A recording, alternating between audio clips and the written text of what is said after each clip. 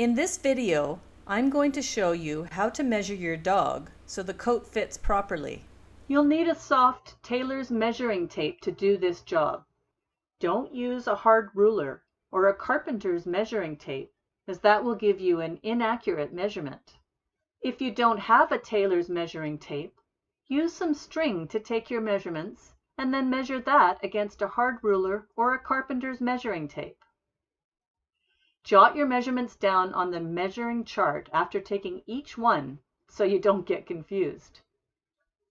You want to make sure that your dog is looking straight forward, that they're not sitting down or twisting, which is always a little challenging, but their spine needs to be straight or it will throw off the measurements.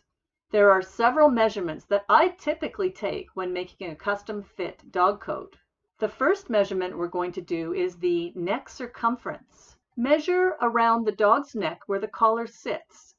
You want to take 2 fingers and place them in between the collar and the measuring tape to allow for some flexibility in this area. If you don't use a collar, just measure around the dog's neck where the collar would typically sit. The second measurement we're going to take is the neck to withers.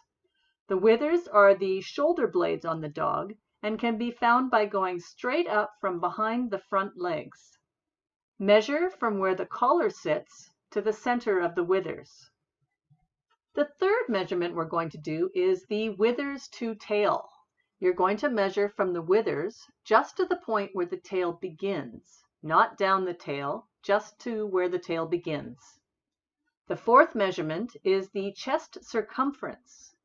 You're going to measure behind the front legs around the entire circumference of the chest at its widest point. And again, you're going to use 2 fingers between the dog and the measuring tape to allow for some flexibility. The fifth measurement is the front height. You're going to start from where the collar sits and go through the front legs to the chest. So I'll show you from the side first. You measure from the dog's collar through the front legs and down to the widest point on the chest. This should be around the same point where you took the chest circumference measurement. Now I'll show you from the front so you can see what I'm doing from that angle. Start from where the collar sits, go through the front legs to the widest point on the chest. The sixth measurement is the belly length. You're going to start from behind the front legs and go to in front of the back legs. You don't need to follow the curve of the belly, just go straight across. But again, make sure your dog is looking forward.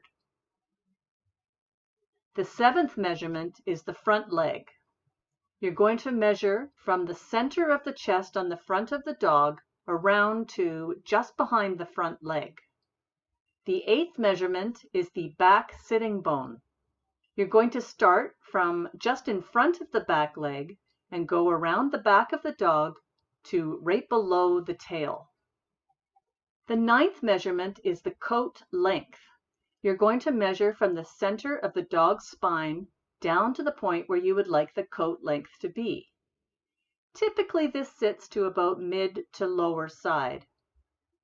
The 10th measurement is the chest width, and you're going to do this on the front of the dog. Measure across at the widest point on the dog's chest, just to the outside of the front legs. Not around the legs, just to the outside. This measurement is really important for barrel-chested dogs such as a bulldog, boxer, or pit bull. The 11th and final measurement is the inner chest. You're going to measure the chest just inside that little space in between the front legs.